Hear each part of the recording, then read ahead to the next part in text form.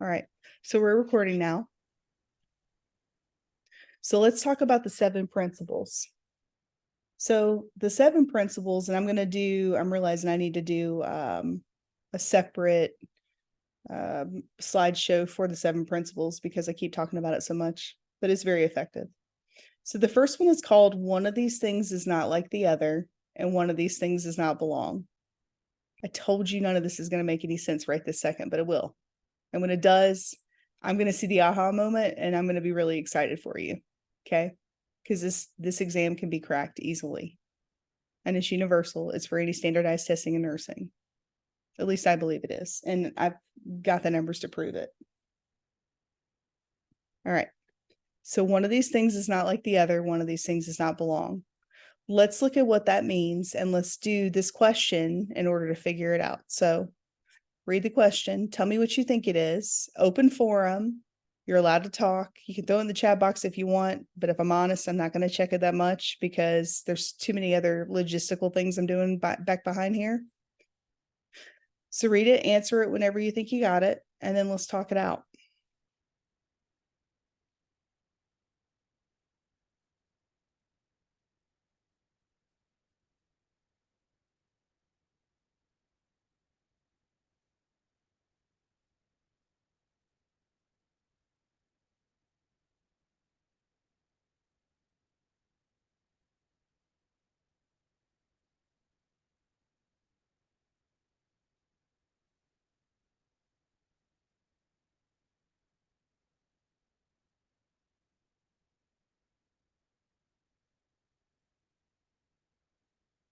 Come on, guys. You got to sound off like a soldier. You can do it.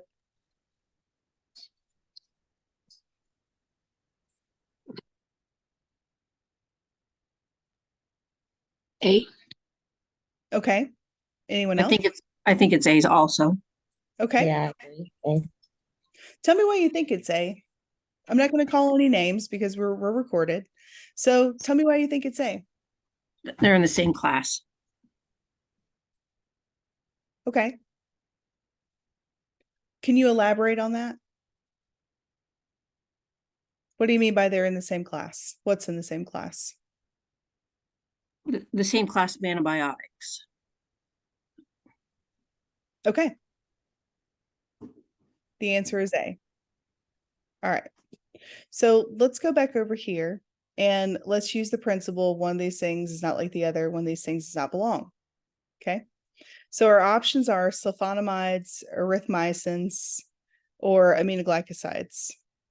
So I want you guys to take a couple of seconds and I want you guys to grab your phones because I believe in using your phones when we're trying to figure this out. I want one person to look up aminoglycoside, one person to look up erythromycin, one person to look up sulfonamide. Okay. Literally just give it a quick Google. And then I'm going to ask you to define those 3 things. And then I'm going to teach you this principle and you're going to be like, whoa, is this for real? And it's literally 80% of the time. All right. My friend who I said check aminoglycosides. What do you have?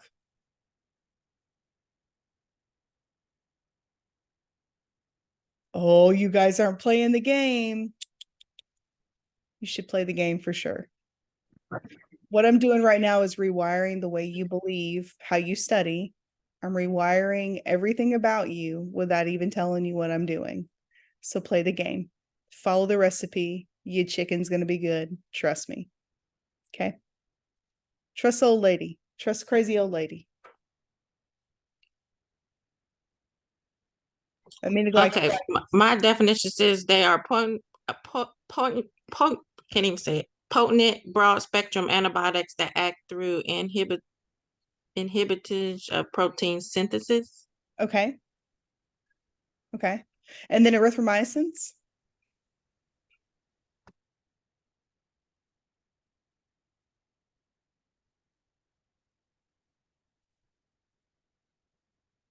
Anybody got some for erythromycins?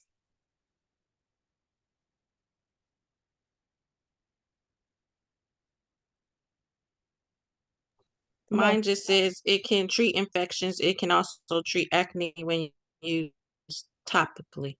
Yeah, that's accurate. And then what about sulfonamides? I got that. Hold on, here's the definition. Oh. They are to treat bacterial infections and some fungal infections. Okay, good. So one of these things is not like the other, one of these things does not belong. Can anyone tell me how these three are in their own little world and penicillin's kind of out onto the side? Other than the fact that we know the science behind it. Let's pretend we didn't know Keflex or what it does or what we need to watch out for. We're panicking. We don't remember anything. It's all a blur.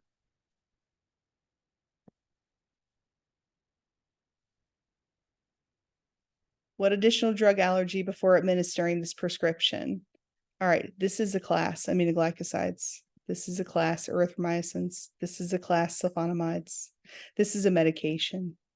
Do you guys see that? Yes. Now are you feeling kind of like a ninny a little bit? Like for real, is it really that simple? It really is that simple.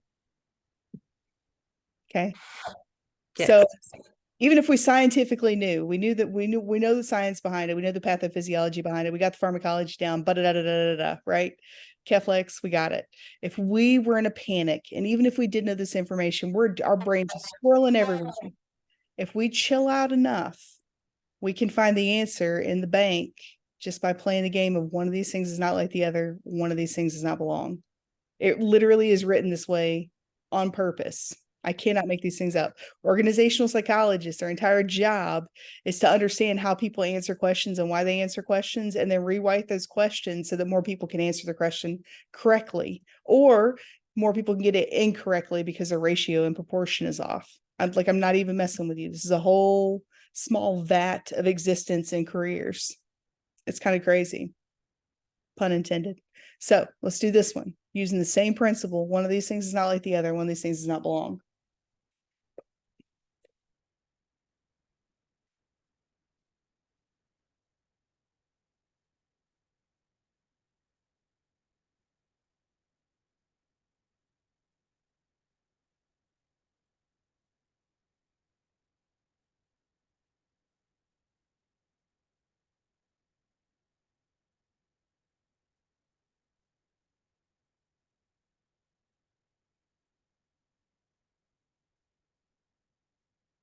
All right.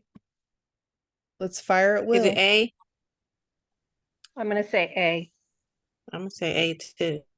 I'm Okay. gonna go with Okay. All right. Let's see.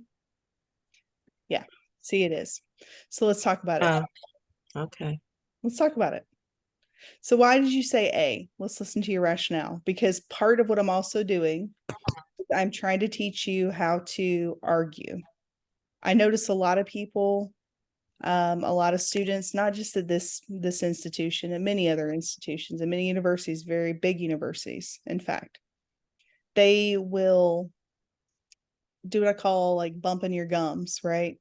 They're just going to start throwing shade everywhere, left and right, front and center, because they don't know how to argue or defend their point. So I need for you guys to defend your point and realize that your point isn't always right, and that's okay. It's the experience and the understanding and the learning journey that you go through. That's what's most important, right? Because for every success I've had, I promise you, I've had 1,500 failures before. I just am that resilient and that determined to be successful. All right. And this is how I did it. So let me teach you how to do it, because we all need a little refinement, and that's okay. All right. So tell me why you chose A. I want to hear what you're thinking. I would just think you would want your patient to be well hydrated before and after any type of chemotherapy. Okay. So I tried to, because the B, C, and D was kind of like had to go with like your access, inspect, monitor. I don't know why that. So I just kind of picked the one that I don't know. I agree, Tracy. Me too. Everyone's kind of everywhere. This is a hard question, and I picked this question on purpose. So the reason that we're inspecting the client's oral mucosa for ulcerations first is because what does chemotherapy do? What's the purpose of chemotherapy? What does it kill? Cancer cells. It kills everything. Okay. Some of these chemotherapies are pretty nasty. So they just pinpoint and target whatever's there. Most of them are basically that way. Right. So what happens is, and this is just breaking it down to simple syrup and not getting into the intricacies of the pathophysiology. So if you want to go there, I can. It's going to bore you to death and it's probably going to confuse you, but it's cool. I can do it. We need to know that if I'm getting something that's killing good and bad, what is going to be weakened as a result of that? Okay. What is it? I said okay. What's going to be weakened as a result of that? Your immune system? My immune system. Very good. Very smart. So if my immune system is broken down, what is a good indicator of my immune system going down? Oral mucosa, ulcerations, things like thrush, things of that nature is going to let us know that this patient is weakening, which is going to prompt us to do what? Get blood studies and find out how weak they are. They might be neutropenic. I might have to hold off the course of chemotherapy. Does that make sense? Mm-hmm. So hydrating a client with IV infusions before and after the infusion, that's 2 liters of fluid to throw on a person while they're also getting chemotherapy in between. That's going to overload them potentially. We wouldn't want to do that. Does that make sense? Yes. Okay.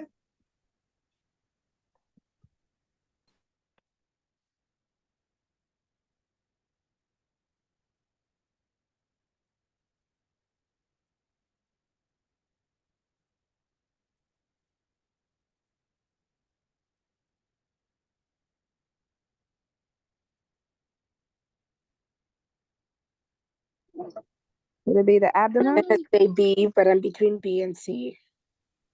I'm gonna say B. I'm gonna say B. I say A. So it's B, the abdomen. What is Tylenol going to mess up if we have too much of it? Liver. Your Liver. liver. Very good. So the reason it's not your chest is because it's your liver, and technically that's the bottom part of your trunk or your abdomen. Okay. So everybody understand that one? Yes. Cool. Because it's absolutely going to be on one of your standardized tests, one of your HESIs, or one of your NCLEXs. What is the limit, by the way, since we're on the topic? 3 to 4 grams.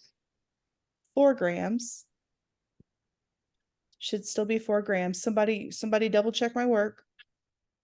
Please and thank you. I haven't been at the bedside in maybe a month and a half now, so things could have changed. But usually they don't change that fast. All right, friends. Let's do this one. How are we doing? How are we feeling? Talk to me. Then Good.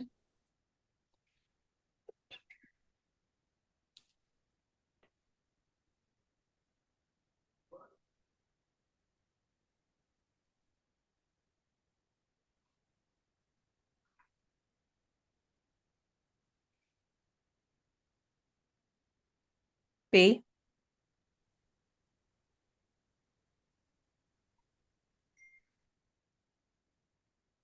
I'm gonna go with B too. If not B, say, but this is where I'm starting to question myself. But okay, B. I say A. Okay, let's look at it. A is the answer. All right, so let's talk about it. So scopolamine, how long is a scopolamine patch good for?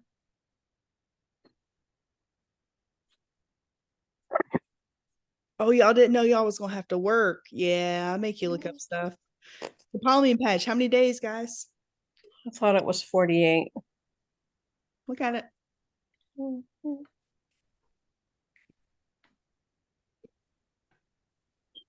Up to 3 days. 3 days, friends, 3 days. So B isn't going to be the answer at all. Place the patch on a hairless area at the base of the skull. Where does it need to go?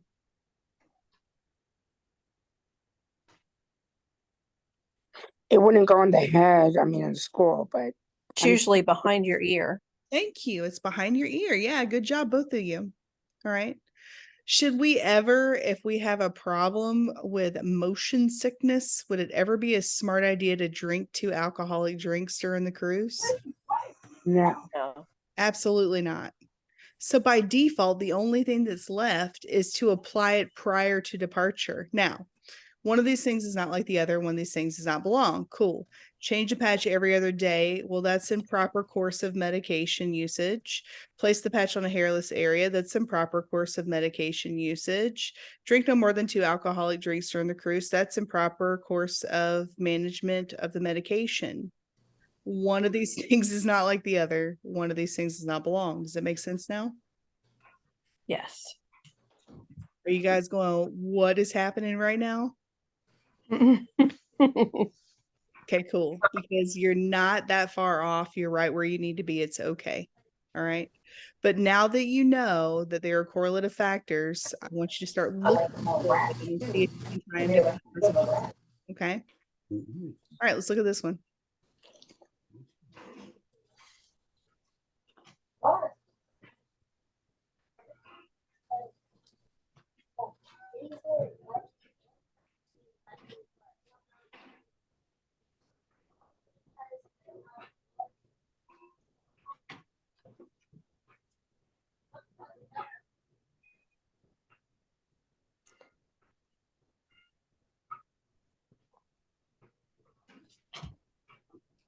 What she likes and what you like are two different things. Your mom doesn't go out and play football, right? Would it be So that's Me- something you like, right? B. I say C. Okay. But is that what she wants to do? All right, Play let's make sure football, or everyone's on mute. because that's something you like. Her being Got it. Okay, good. Cool. So I heard B and C. Is that accurate? So why would you say B for whoever chose B? so I eliminated A and D just because I feel like they're not something that would be done, and I was left between those two, and I'm thinking they are just post-operative, so maybe assessing the patient. So that kind of goes with assessing. Okay. And then for the one who chose C, why would you say C? I said C in case like the medicine like interacts with the anesthesia. Okay. Okay. All right. Well, let's see what the answer is. The answer is B. B. So now let's go over the question again, and then let's see if we can find one of our principles in the answer bank, okay? So the nurse is reviewing the use of patient-controlled analgesia or a PCA pump with a client in the immediate post-operative period. Recall, a PCA pump is the independent pump a patient has that usually has hydromorphone in it. And you can just hit the little red button whenever it glows, it turns green. That signals you that you can take that medication if you feel you need it. You can hit it every 15 minutes. It's locked into a certain amount per hour. And then usually you have something for breakthrough pain if you have pain in between. Okay. So client receives 1 milligram of morphine, IV per hour, basal rate of 1 milligram IV every 15 minutes per PCA to a total of 5 milligram. That's pretty standard. What assessment has the highest priority before initiating the PCA pump? Well, what is a PCA pump going to cause us to have problems with potentially if we hit that button too many times? Respiratory depression. Thank you. And that would put us in a hyperparasympathetic state. Why is it bad to be in a hyperparasympathetic state? Oh no, I haven't talked to you about parasympathetic and sympathetic, have I? Not this quarter. Not this quarter. All right. So this is actually another one of the principles that we need to talk about that's very important. And it's the principle of parasympathetic versus sympathetic. Now, in this case, sympathetic is going to represent the bear chasing me through the woods. Freddie and Jason are behind me. They're trying to chop me up and I'm falling over roots like a 80s horror movie, right? So all things scary. So my heart rate elevated or lower? Elevated. For sure. For sure. Respiration's elevated or lower? Elevated. Elevated. Peristalsis. Are we moving and grooving or are we shut down? Moving and grooving. You got time to sit and pee and poop while I'm trying to have someone try to kill me? No, I ain't got time to pee and poop. Peristalsis stops or slows. Doesn't stop, it slows, right? Because I'm trying to run, right? So respiration's increased. Blood pressure more than likely increased. Heart rate increased. Pupils dilated. Am I sweating like the Dickens? You betcha. Am I irrational in my thought processing? You betcha. All right, the inverse of that. Parasympathetic. I am chilling like a villain in the middle of, I don't know, the Vatican ceiling watching the Sistine Chapel, and life is perfect. So everything is the inverse. My heart rate is lower. My peristalsis is moving and grooving because my intestines want to work because I'm okay. My pupils are more constricted, et cetera, et cetera. So that's parasympathetic versus sympathetic. If you are hyperparasympathetic, you are in a danger state. All right. So I need to check the rate and the depth of the client's respirations prior to all of this shenanigans, because if his rate is, I don't know, 12, am I going to be really excited about doing all these things?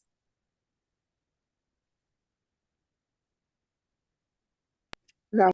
No, I'm not going to be excited about setting up that PCA pump. I'm actually going to be calling the doc, right? Make sense?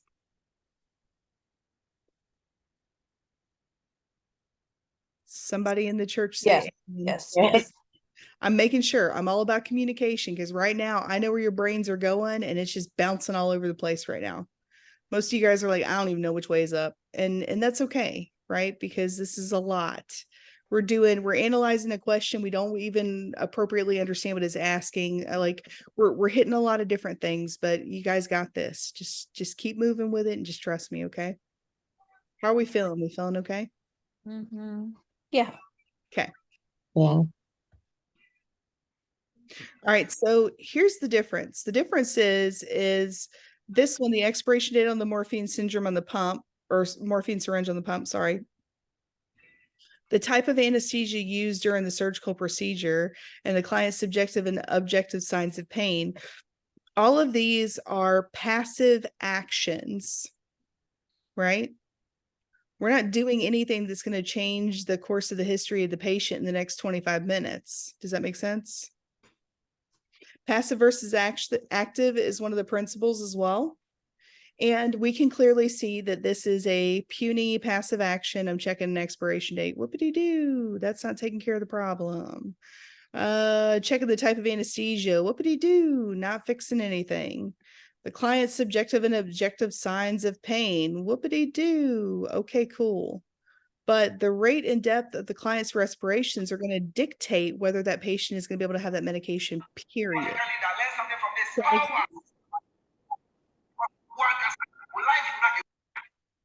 Does that make sense?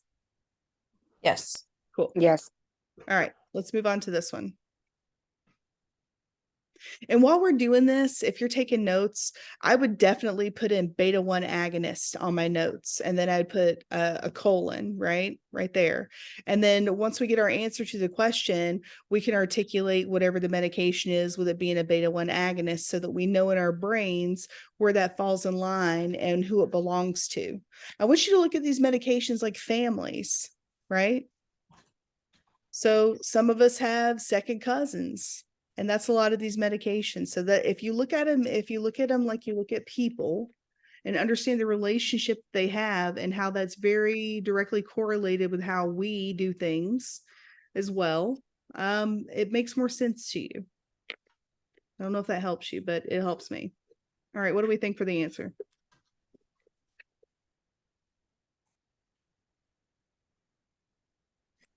I'm gonna go with D.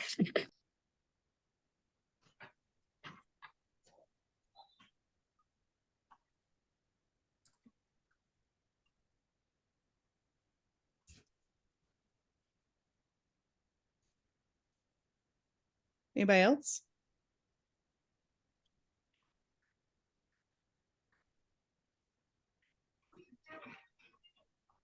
I agree with Daisy, D. Okay. Well, let's see. C, heart Uh, failure. Now, you're thinking a beta blocker, and that is beta 2, not beta 1. So that is a problem with taking beta blockers and having asthma, because what that will do is potentiate a bronchoconstriction and an exacerbation of that asthma. Does that make sense? Beta 1, recall, it binds to the receptors in your heart. So when we're doing this, it's only going to go in one direction. If it's beta 1, binds to the receptors in your heart, your answer is going to be cardiac related. If it's beta 2, and we're talking about asthma, it's going to be related to a bronchoconstriction, and we'll have a problem breathing. So therefore, beta 2 has to do with the lungs. So your answer is going to be what goes with the lungs. Does that make sense? Yes. Okay. Did that help you? Beta 1, cardiac, beta 2, lungs. Yeah. Cool. Okay. Groovy. All right. Is this class helping you? Can you guys answer that for me? Because I constantly freak out and I constantly think that I'm confusing you more than I'm helping you, blah, blah, blah, blah, blah. But this is just me being like a mom where I'm constantly thinking it's not enough because that's what good moms do. Talk to me. How are we feeling right now? We've been through 7 questions. I No, think it's helping it's helping understanding more of what the questions are asking. And maybe now next time when I get beta blocker 1, I'm gonna know it's heart cardio, card, instead of it thinking asthma. I confused it with the asthma. That's all I could think of when I It's saw it. But now no 2 is gonna go with lungs, which is gonna be asthma or broncho. good. Good. Okay. Can I say something? Sure. Like me, the way I remember it, it's like when they say beta 1, I know heart is only 1. And whenever I say beta 2, That's I said I know genius. lungs is 2. This is Oh how I my remember God, it. that's genius. I love that for you. I'm stealing that. Can I steal that? I can't steal that. It's yours. Yes, That's wonderful. I love that. That was so good. I literally did an old lady gasp. Good for you. Good for you. That's a nice way to remember it. I love that. I love that for you. That's smart thinking. That's a smart cookie right there. Good. Okay. Let's answer this one. Take your time. Think about what these medications mean and what their side effects are.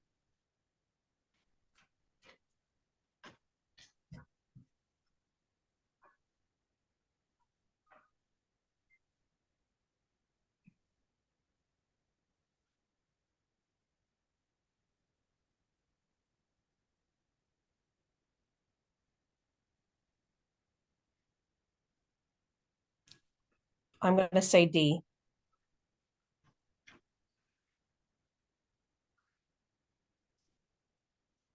I agree because I feel like we talked about mixing certain medications and how they may be taken separate times. Okay. Let's see.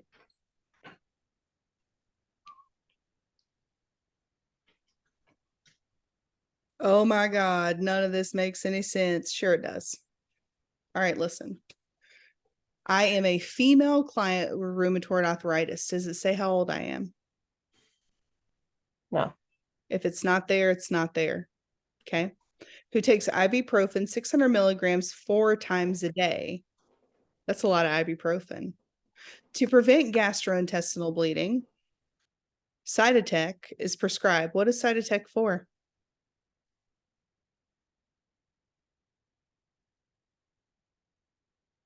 Y'all know what y'all need to be doing right now, because I'm not going to do everything for you.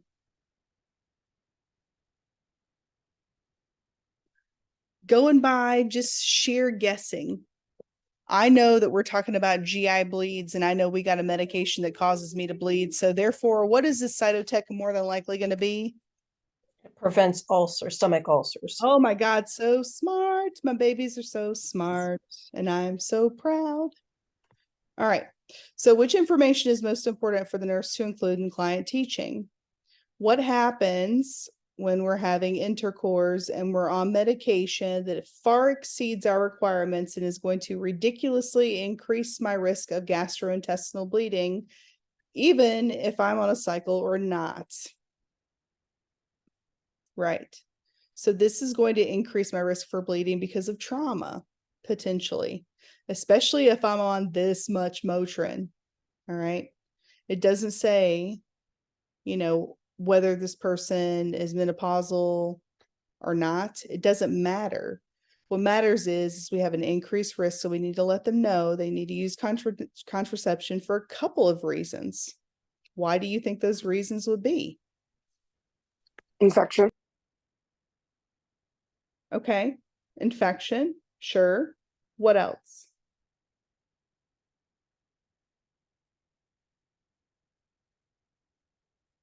Increased risk for miscarriage because the lining of the uterus would be thin. Decided to cause that?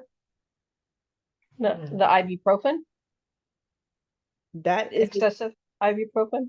that is a very fine angle that you've just thrown, and I kind of love it. So do we understand why we would do this versus the other options?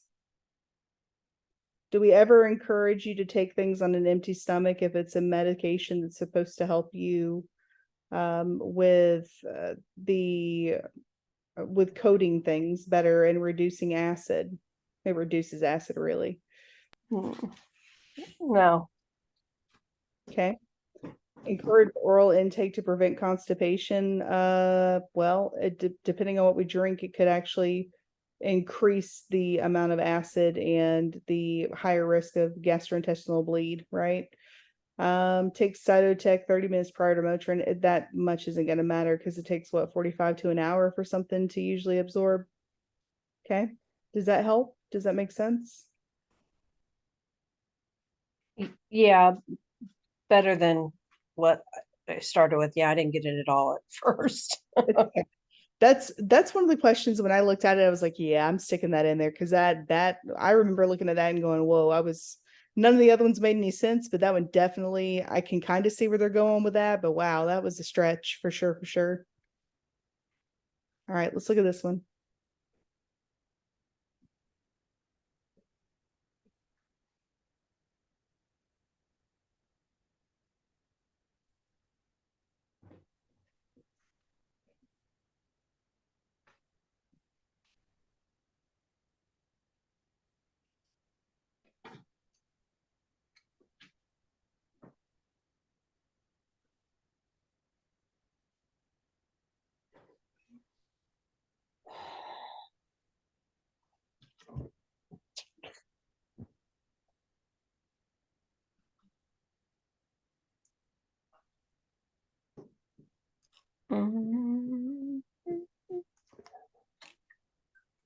C.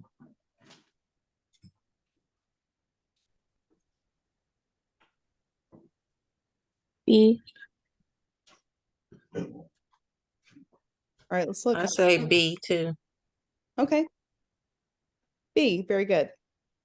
So I heard someone say C. Did I hear C correctly? I said C. And that's okay. Mindy. So let's talk it out. A client with heart failure is prescribed spirulactone, potassium sparing or wasting, friends? Potassium sparing. Very good. Which information is most important for the nurse to provide to the client about diet modifications? So if we're going to have potassium sparing, what's going to be the problem or the potential problem?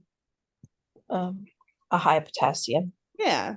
So we need to back away from foods that are high in potassium so that we don't increase that. If we limit fluids to 1 liter a day, is that going to make all the difference in the world for something that's potassium sparing? No. Okay. Could they potentiate having other issues? They got heart failure. So what could restricting fluid to 1,000 milliliters do to them related to their heart failure? That would potentially make things worse.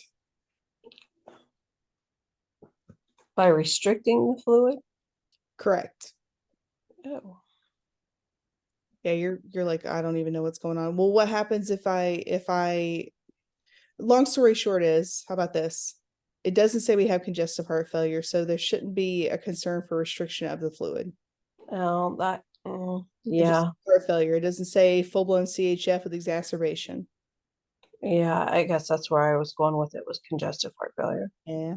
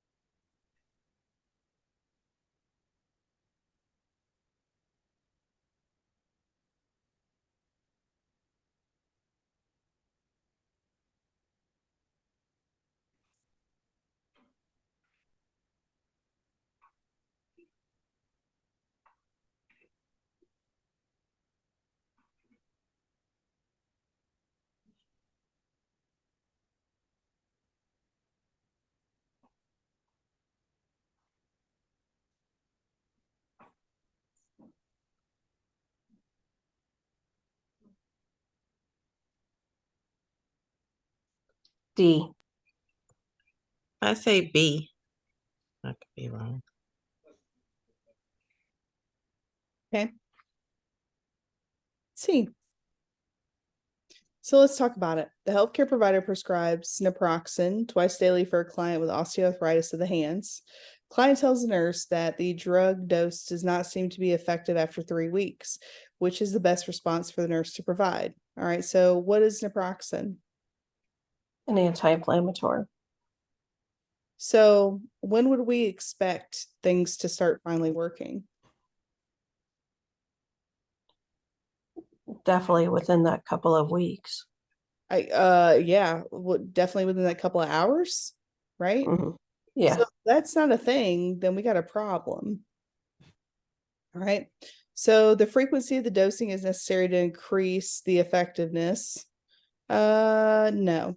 The therapeutic blood levels of this drug are reached in 4 to 6 weeks. This isn't an SSRI, friends. We're not taking a medication for antidepressant, right? Those things take 4 to 6 weeks. Another type of NSAID drug may be indicated. Yes, some people respond to other medications better. I mean, basically it's the same thing, but they all innervate a little bit different into the neural pathways, so they're going to respond differently. Just some people have a personal preference. Who loves Tylenol? I hate Tylenol. It's a joke. For me, at least. It's a joke. I don't touch the stuff. It's awful. All right, so systematic corticosteroids are the next drugs of choice for pain relief. Yikes. No, because what does that cause? Systemic corticosteroid use. When we have osteoarthritis, how do we get osteoarthritis? Probably from this guy right here, corticosteroids, or from old age, or from a couple other things. That's the last thing we want to do, is give them a bunch of steroids when they already got osteoarthritis, which is why they're in pain. So it's going to make the pain worse. Does that make sense? I'm just thinking short term. Yeah. Relieve the inflammation. Yeah, okay. Systemic is the bad guy. That's the baddie. Yeah. Okay. How are we feeling? I feel like everyone feels defeated. I can hear it. I can feel it. The world runs off energy, frequency, vibration. I feel it. It sucks. Don't give up. This is a new language for you. And if I'm not mistaken, this is your first opportunity to figure out what that means, right? Yeah. So it's going to be annoying, right?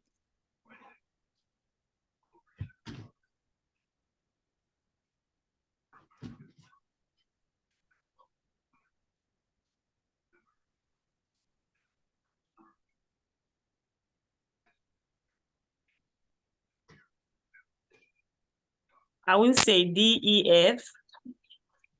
D, E, I F. agree with D. I agree with D. Yeah, I agree with D. I agree with F. No, I agree with D, and I was saying I say E too. D. Okay, well, let's look. D, E, F, yes. How about A, D, and F? So let's go over them. Okay. A, D, E, and F. Which instructions should the nurse give to a female client who has just received a prescription for Flagyl for treatment of trichomonas? What do we know about trichomonas? Sexually transmitted. Sure. So is it communicable? Yes. So we need to increase the fluid intake, especially cranberry juice. Why? Mhm. What That does helps with do? UTIs. I don't know. So that's kind of close. So one of the things about trichomonas is it causes a really nasty infection, and it also causes a really nasty UTI. And what's kind of cool is the way cranberry juice works is it kind of it's kind of like flypaper, if you will. It makes the bad things stick to it, and then it kind of forces it out without making it way too complicated. That's kind of its property. So it's notorious for helping with those types of symptoms. Okay. What was the other one? C, D, E, and F. Let's go back. D, E, and F. That makes more sense. Avoid drinking alcohol while taking this medication. Well, why? What does Flagyl cause, and what does drinking alcohol help cause more of? I'm going to give you a hint. Anytime you see the word avoid drinking alcohol while taking this medication, it's usually a result of something affecting the liver. Mhm. Nearly all the time, it's that case. Okay, so that makes sense. E, use condoms until treatment is completed. Why? So you won't spread it? Thank you. So you won't spread it. Perfect. And then ensure that all sexual partners are treated all at the same time. Why is that important? Again, you so won't you won't spread it. pass it back and forth. Because we just passing it along. All right. So good. Does that make sense now? Yes. Yes. Cool.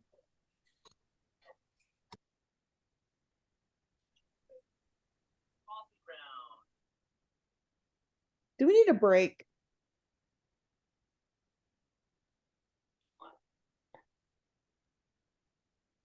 I'm okay. No. Got out I'm of okay. class, so we were we were in class from 5 to like 9:20. So I think maybe that's why we are the way we are. But no, I'm happy we're doing this. Okay. If we need a break, I get it, because this is a lot.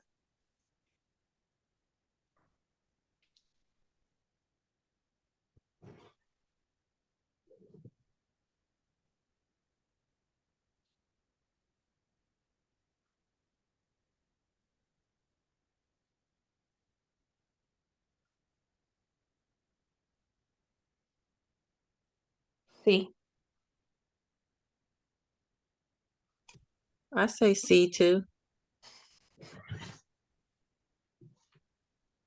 D. C. What does albuterol cause? Is a nasty kind of side effect. Causes a couple of things. One of them is because it's albuterol. So what is it meant to speed up? Like your heart rate, it can speed up your heart rate. Yeah.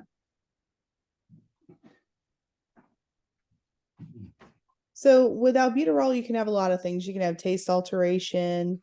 You can have mouth and throat irritation. You can have fine tremors. Again, it's because it's meant to speed you up. Nausea, sweating, restlessness, headache, dizziness. These are all positive vibrations. These are all highs, not lows, right? So we're putting someone into a sympathetic state. And part of that is their nerves get a little shot, and then you get a little nauseous. All right. So if you administer the dose with a little tiny snack, it kind of eases them a little bit. Remember, food is comfort. That is a pathophysiologic ingrained memory that we have from, survivalist times. So then, therefore, it would alleviate your nervousness, alleviate kind of everything, and then help with your nausea. Make sense? Yes.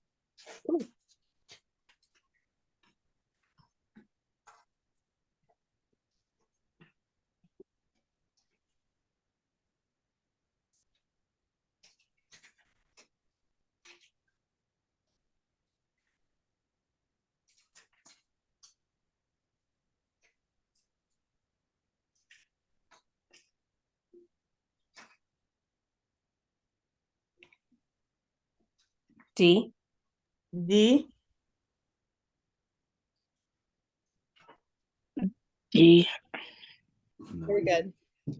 So, adriamycin, I don't know anything about it. It doesn't matter. You don't need to.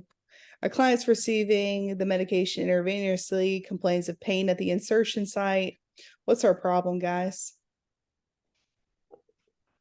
The What's it? the like the word is escaped me. It infiltrated. Very That's good. it. Very good. So it infiltrated, right?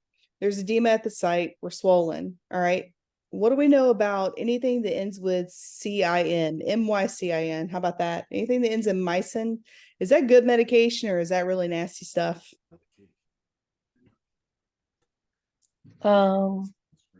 It ain't no normal saline, I'll tell you that. So anytime Heavy duty antibiotic. yeah, for sure. Those things can get kind of nasty. Your skin doesn't like having that third space. Okay. So yeah, we're absolutely going to shut it off before we do any of those things. Otherwise, it's going to continue to run and cause the problem. Good job. And again, this is the idea of passive versus active. We're assessing for erythema. We're administering the antidote. There is no antidote for this medication.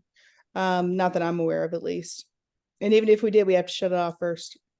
Apply word compress, right? These things are going to alleviate the problem, but it's not going to fix the problem. What's going to fix the problem is the active action of discontinuing the IV fluids. And again, passive versus active, and one of these things is not like the other. One of these things does not belong. All these things prolong the problem. This stops the problem. See, it's literally in every question.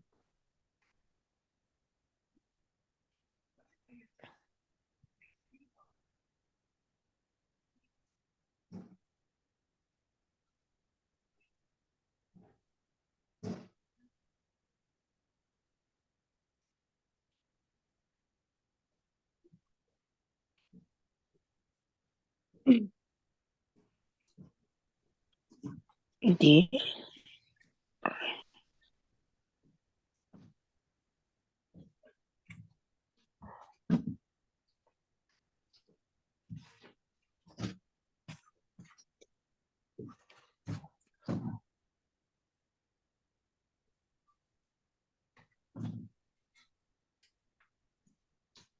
Anybody else? Mm,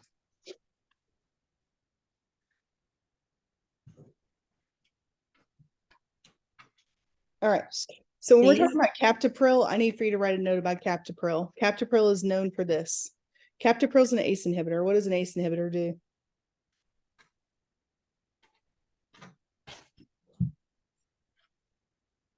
Come on. I don't know that we're that far. Okay. If you're not, that's fine. That makes sense. Because I just did the come on. And then I'm like, oh yeah, you're right. You did just start this. All right. So they're medications that help you relax the veins and arteries and lower your blood pressure. Okay. So here's what you get with captopril specifically. And this is a notorious question. You will get it on probably all of your standardized examinations at least once. You're going to get it on your NCLEX. It's absolutely going to be on your HESI. And here's why. You're going to notice with the word captopril, you're going to see with a new prescription. Everybody see that? So with a new prescription of captopril, it is notorious that you are going to have what? Is it dizziness? Dizziness. Let's see if we're right. Dun dun dun dun, ba-na-na-na-na, dizziness. Yep. Cool. So first off, we know that ACE inhibitors are antihypertensives, right? Let's play the one of these things is not like the other, one of these things does not belong game. Weight loss got nothing to do with hypertension. Muscle cramps, nothing to do with hypertension. Dry mouth, nothing to do with hypertension. All that's left is dizziness. Yep. Orthostasis, got it. Boom. Everybody see this? Yes. Literally right there. Are we liking this now? Yes. Okay, cool. So even if I don't know what captopril is, even if I don't know that with a new prescription, orthostasis is the #1 side effect that people complain of and or dizziness, right? Even if I didn't know those things, I could still answer the question by common sense. By just sheer, one of these things is not like the other, one of these things does not belong. Cool? Ready for the next question? Yes. Okay.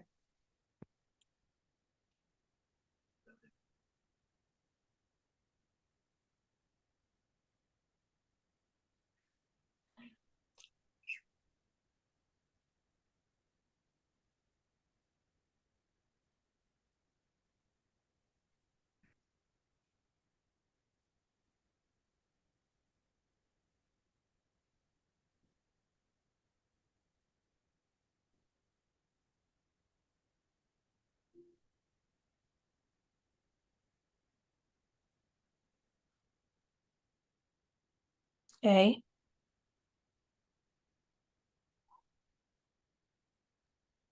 I agree.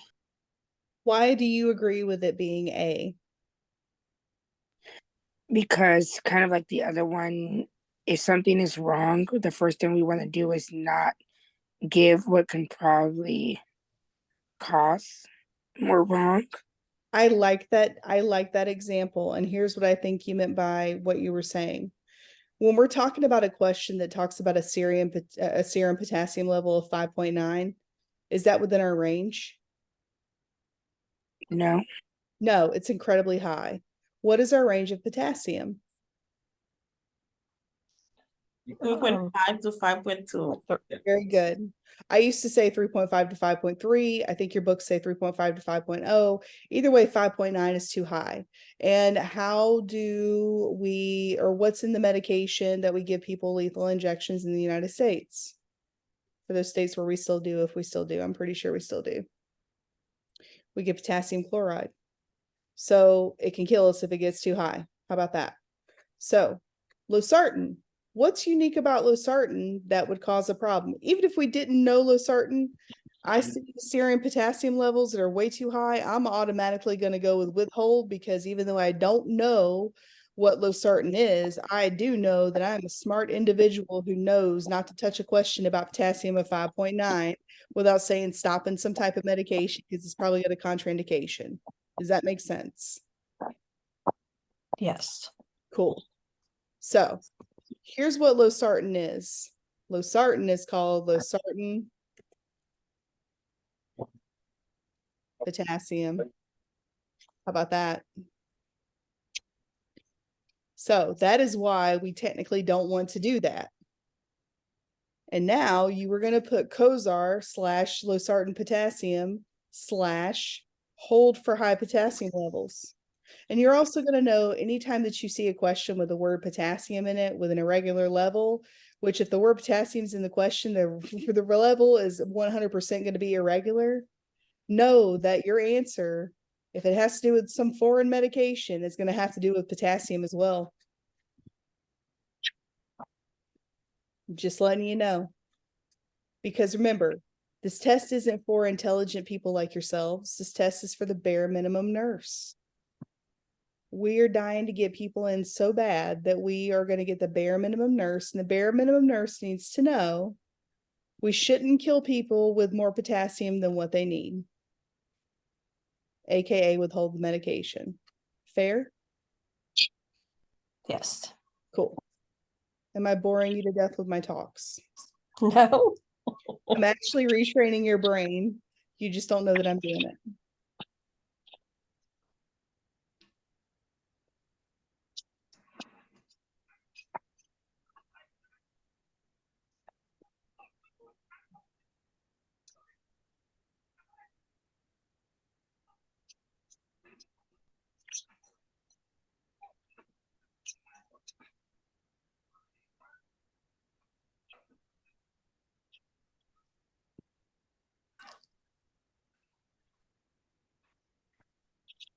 B.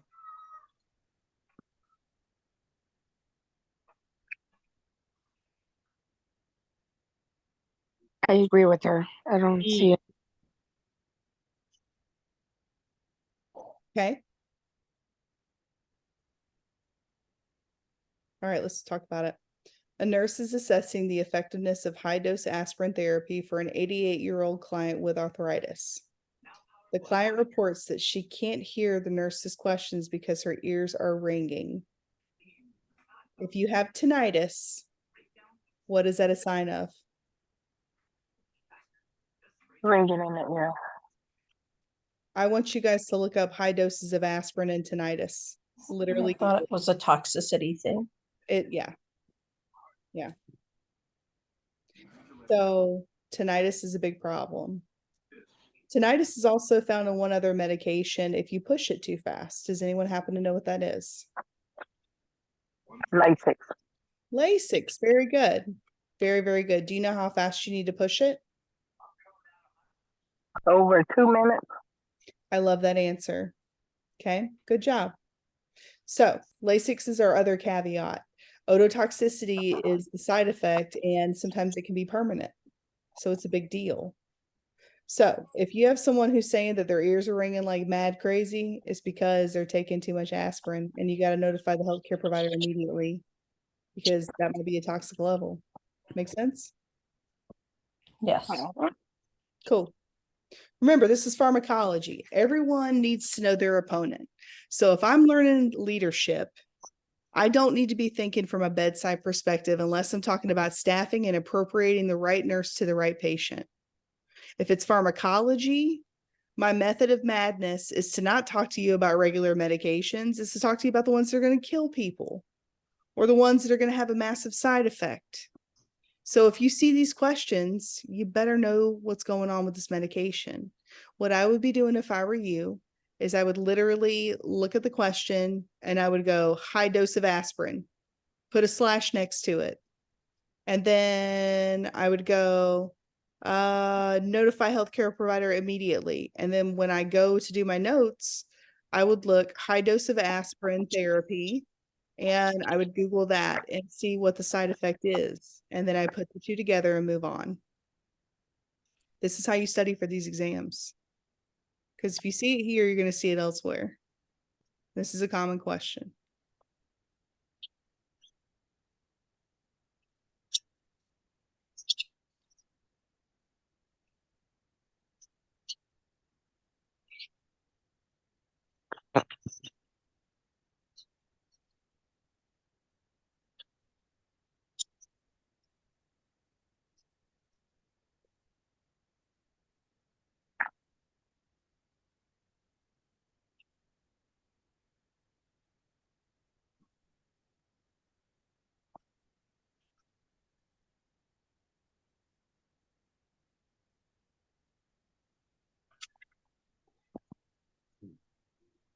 All right, what's the answer? I would say C. Okay.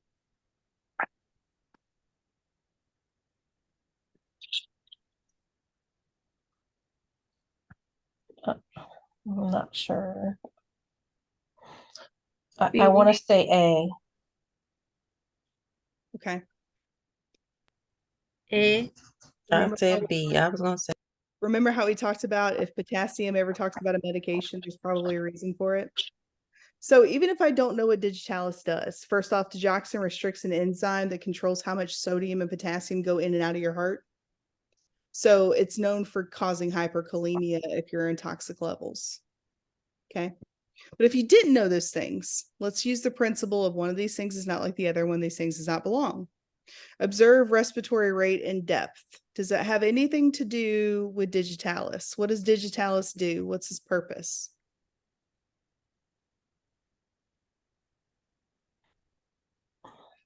Regulates arrhythmias. Okay. So it's an antiarrhythmic. It regulates arrhythmia. Will it regulate blood pressure if it only regulates arrhythmias? Is blood pressure a concern? With digoxin, you need to know two things. It produces high amounts of potassium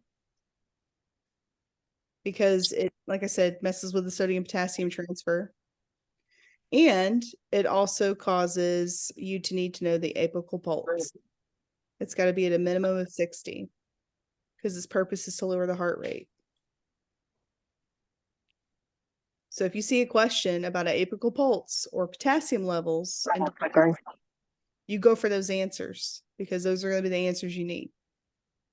So blood pressure, nothing to do with nothing. Glucose, nothing to do with nothing. Respiratory rate, nothing to do with nothing. Serum potassium, that's a big deal. If you notice, A, C, and D are vitals that we can all obtain. B is the only laboratory test where we cannot obtain it at the bedside. One of these things is not like the other. One of these things does not belong. You guys getting this? It's Yes. literally in every question. I know you're so tired of hearing me say that. How about this one?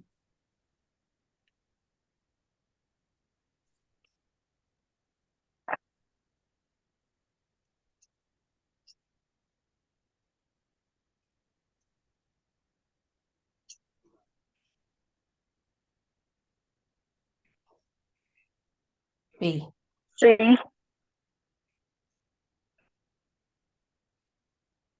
I say D. I say C. All right, let's look. B is in boy. Okay. In evaluating the effects of lactulose, which outcome would indicate that the drug is performed as intended? So it's asking, what tells you that the drug is working? Lactulose, what is it for? What does it do?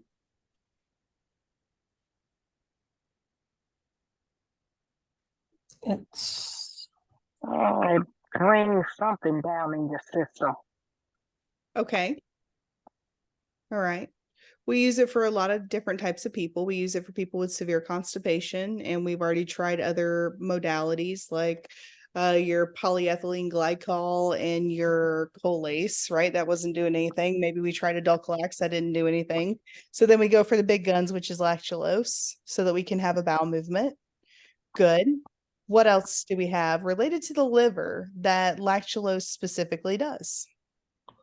cirrhosis. Very good. Cirrhosis. Specifically, what with cirrhosis, though?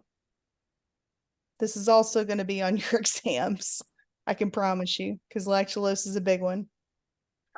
Pharmacology, FYI, is kind of your golden ticket, because if you learn these medications in pharm, these are absolutely going to be on your exit HESI as far as your medications are concerned, because every medication we're going over right now is every medication I've ever seen on any of these standardized tests. And it's always the same questions.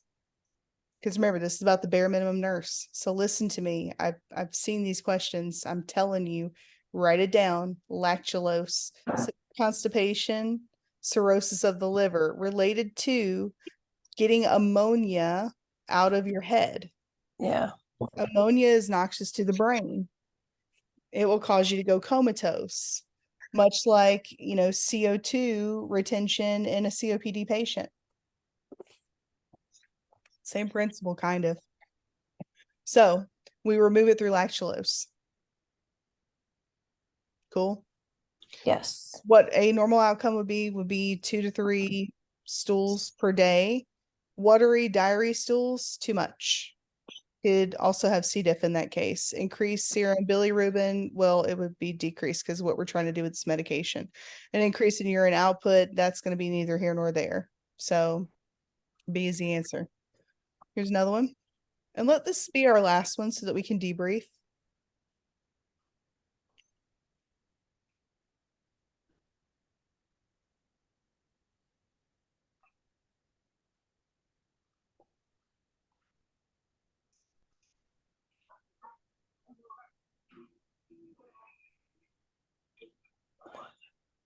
D.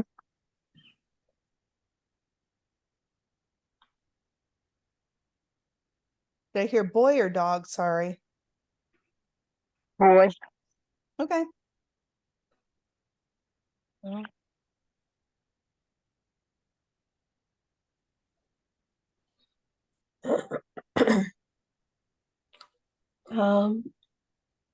I say D. I would say B as in boy also. Okay, which one would you choose?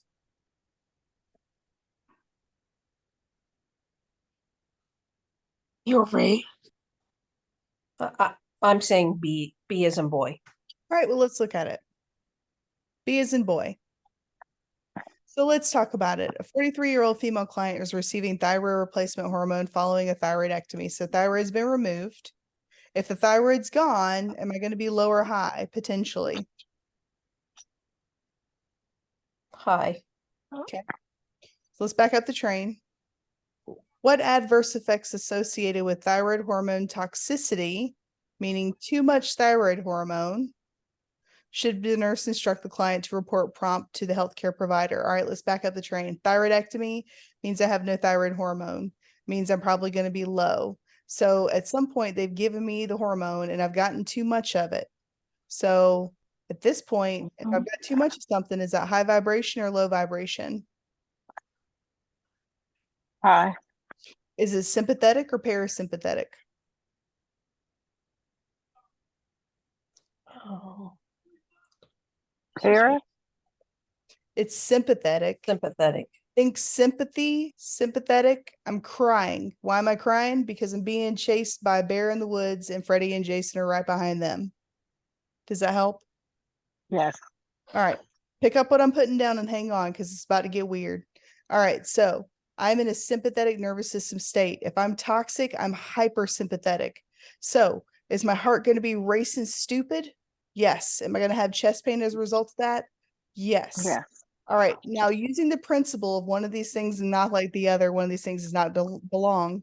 Tinnitus and dizziness, is that high or low energy?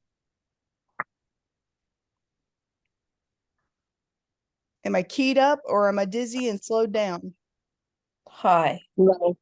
Low. I'm slowed down. Dry skin and intolerance to cold, is that high energy or low energy? Low. Yeah, because cold is low temperature. Yeah, for sure. Think about when you're freezing, you're shaking.